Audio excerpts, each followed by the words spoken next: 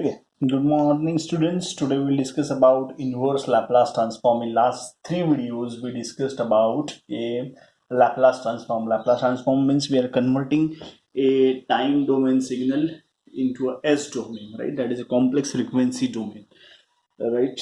Why we convert that, why we did that, everything we saw in first three videos. We saw the properties of Laplace transform, we studied how to use that properties to solve or to find a Laplace transform. Everything we saw in last three videos. Now today we will see a inverse Laplace transform. Means if I have a x of s, if my signal is an S domain, and how to convert the signal from S domain to T domain, that is time domain. So today we'll see the reverse process of inverse Laplace transform. Okay, so in inverse Laplace transform, the definition is inverse Laplace transform of x of s is equal to x of t, that is inverse Laplace of x of s is definitely Laplace inverse is x of t, that is equal to integration of s is equal to rho minus j omega to s is equal to rho plus j omega 1 upon 2 j omega x of s into e raised to st ds. This is a definition of inverse Laplace transform. This is a definition of inverse Laplace transform.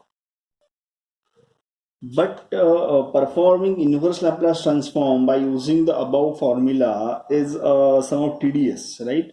So the inverse Laplace transform by partial fraction is much easier than with the help of this particular formula. So we will see today, we will see how to find an inverse transform by using partial fraction expansion method. And we already studied in inverse Z transform. So we know that some basic cases of this partial fraction expansion method. The first condition of partial fraction is the degree of denominator should be greater than degree of numerator. Then only we can perform partial fraction expansion. Otherwise, we have to do a division operation and we have to convert that function to satisfy that particular equation, right? Then once that condition is satisfied, then there are three type of denominator we can solve in, for example, this case one, right? The denominator, that is signals having poles, are poles with the poles which are simple and separated from each other. Then the signal with the poles which of multiplicity operation with each other, and the poles are complex conjugate of each other. So these are the three different cases we will study in a partial fraction expansion. Means in some of the signal system, if the poles are simple and separate, then how will apply partial fraction expansion. If in some of the cases, if the poles are multiple of each other, then how to find out partial fraction expansion. And if the signals poles are complex conjugate of each other, then how to find out the inverse Laplace with the help of partial fraction expansion, that we'll study. Okay, so first we will discuss the first case. If the poles are simple and separated.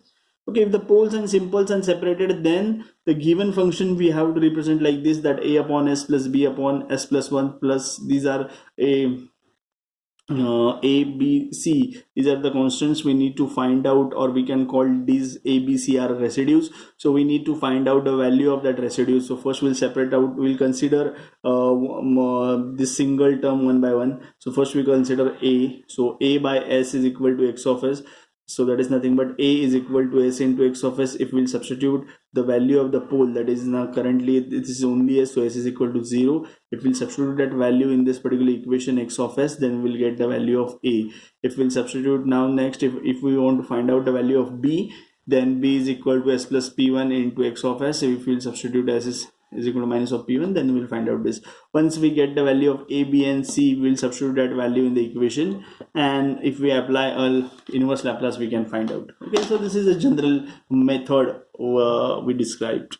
Okay, we'll see the problem, then you understand it better. Okay, this is a first problem of case 1. We can say that determine inverse Laplace transform of x of s is equal to 2 upon s plus 1 into s plus 2. Okay, so 2 upon s into s plus 1 plus s plus 2. So in this particular problem, we can see that we represent this particular transfer function into this format, that x of s is equal to a upon s plus b upon s plus 1 plus c upon s plus 2. Now we need to find out the value of a, b and c. So a is equal to s into x of s, and we will substitute s is equal to 0. After substituting the value of s is equal to 0, we will get the value of a, that is 1, right?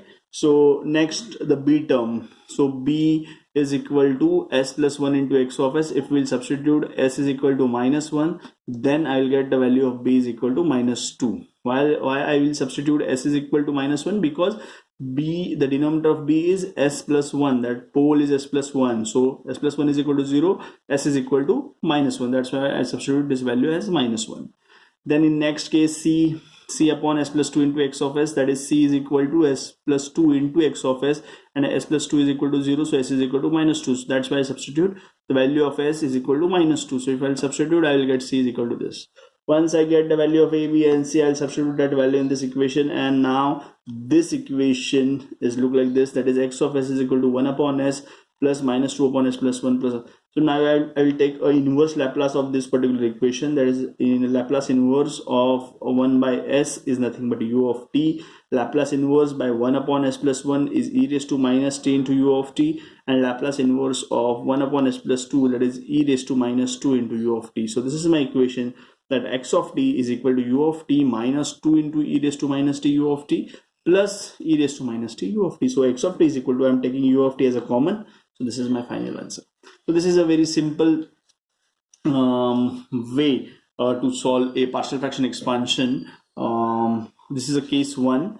Okay, so now we'll see if the roots, if these poles are multiple of each other. Okay, so this is case 2, where we can say this is my case 2. Okay, so this is my case 2, where determine the inverse Laplace of. Now you can see that here the roots or poles are s plus 2 bracket square.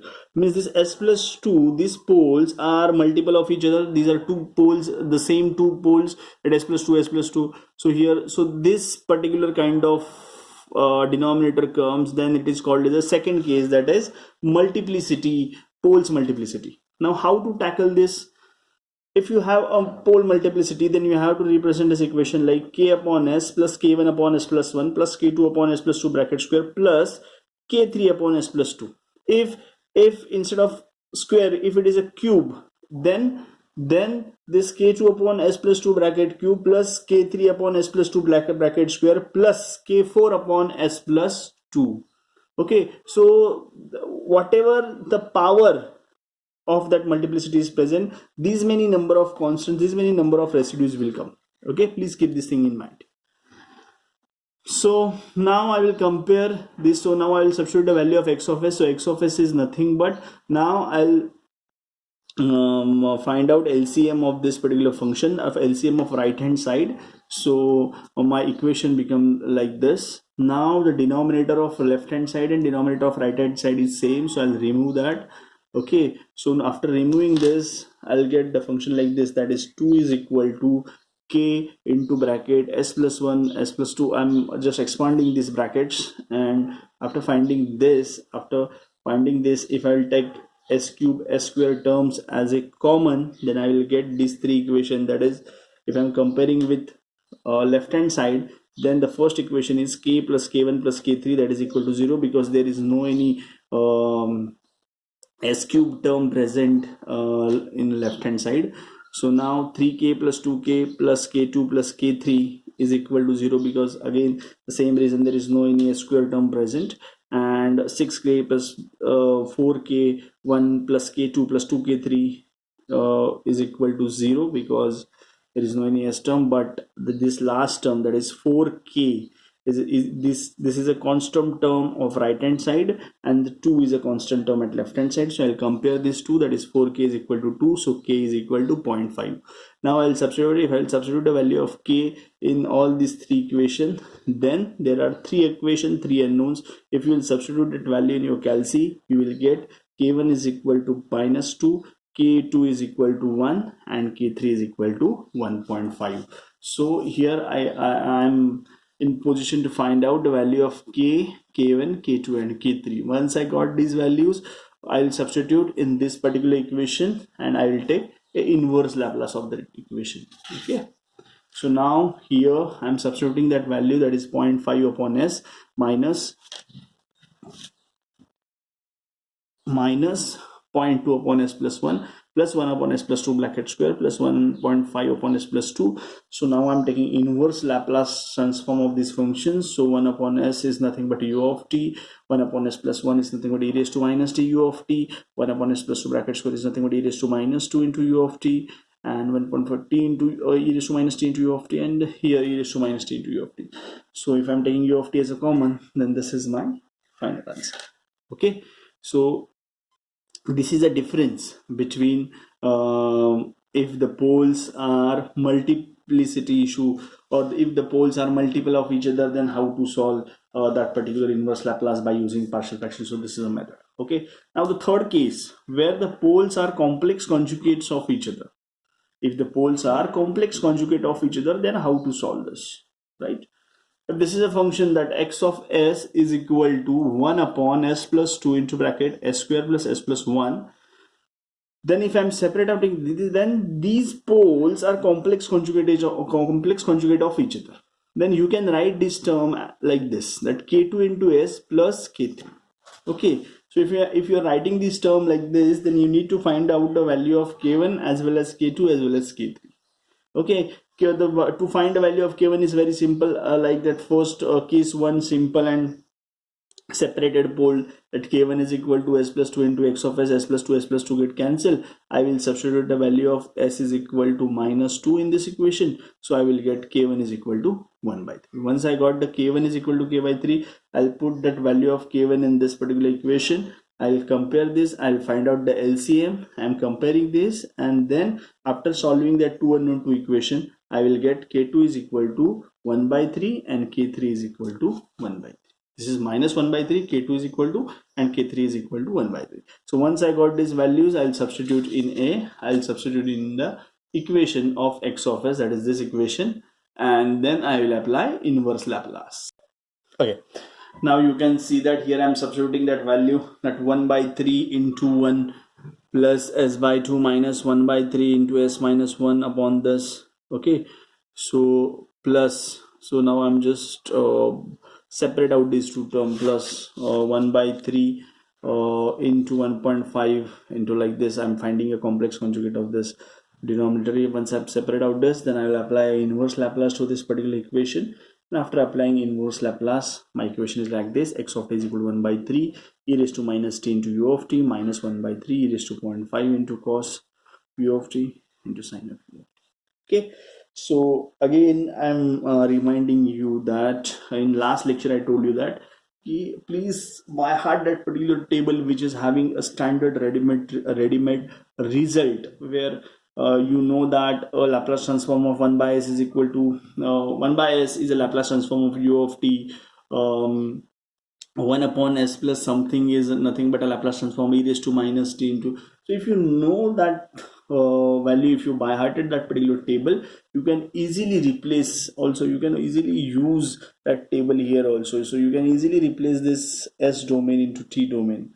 Okay, so here you require that table, that value, you need to by heart that particular table. Okay, now there is a one more you can say method to solve a inverse Laplace, because in Z transform we saw 3 different methods, right? So here there is one method, that is inverse, see this partial fraction expansion method in inverse Laplace, and that is a standard method you can follow for all the equation. But there is one more method that is called as a convolution method.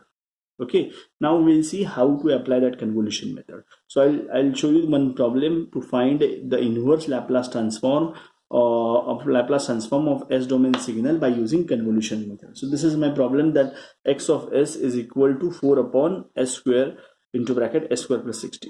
Now I'll solve this particular, I'll find a x of t of this x of s from this x of s by using convolution method. So first I'm separate out this term. So x of s is nothing but 4 upon s square into bracket s square plus 16. So 4 upon s square into bracket s square plus 4 square, just I am representing the 16 like this.